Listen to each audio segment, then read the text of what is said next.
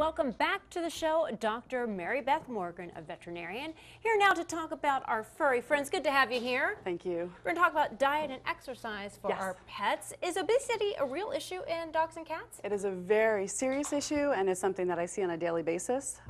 We joke at the hospital, I'm kind of known as the weight Nazi, because there are many, many dogs that, people will come in, or even cats too, and they say, I have a big dog or I have a big cat, and they're not big, they're fat.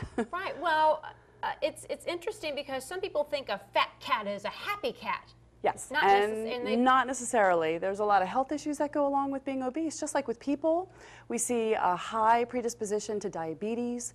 You can imagine a big dog, they can run into joint issues anyway. You throw an extra 10, 20 pounds on those joints, it can make it very difficult, and sometimes it turns into a quality of life issue. Now, for a dog, it is much easier to take a dog out on a walk to make sure it's getting its exercise, and that responsibility falls upon the owner. But what about if you have a fat cat? How do you get a cat exercising? It's difficult. Believe it or not, people will use laser pointers, and they will, kind of use the laser pointer or those feather toys. Right, to get them to play. Yep, but diet can play a big part of that too. All right, so how do you know what food you should be buying for your pet? Is that really the key? It is very difficult. I think one of the hardest questions to answer these days is when a client comes in and they say, what food should I feed my pet?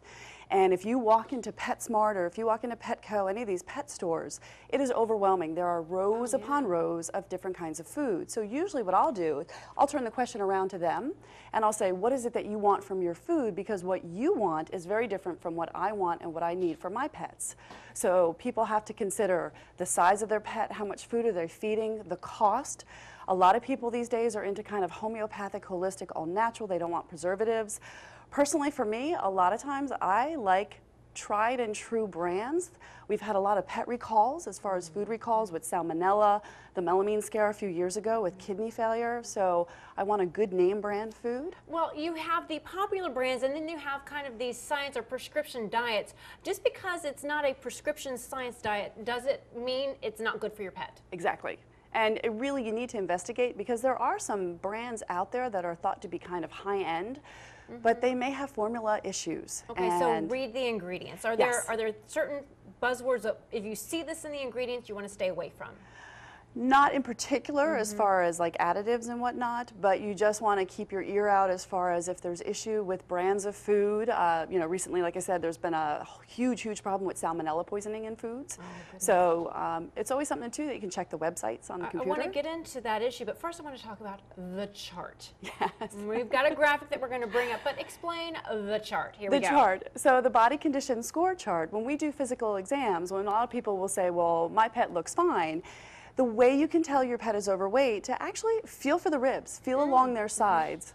It's kind of a no-brainer. I'll usually tell my clients, when you put the food down in the morning, just feel for those ribs. If you cannot feel ribs and you have to push really hard, obviously they're overweight.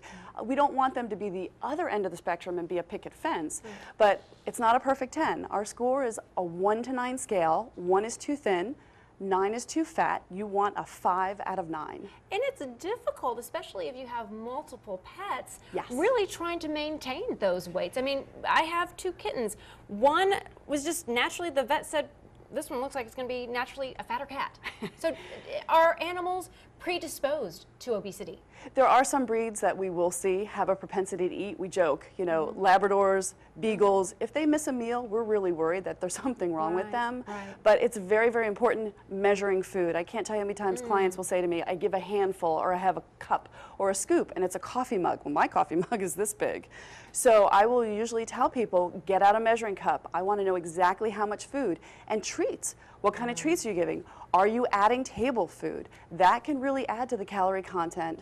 And if they're not getting appropriate exercise to burn those calories, that is going to cause your pet to be overweight. Well, what if you're not able to get outside? Some people may be elderly, some people may just have odd work schedules, and you're not able to get your pet out there to exercise outside. Well, I will usually joke with people and say, do you have a treadmill? A lot of people have treadmills, and they use them to hang their clothing on them, and they don't use them. Yes, exactly. You can train your dog to a treadmill. What about your cat? Well, cat, that might be a little bit more difficult, but you can also, there's dog walking services, there's doggy daycares, there's even like taxi services. You can hire people to take your dog to a dog daycare and have exercise. Oh, wow. Now, we touched a little bit about foods that can be toxic.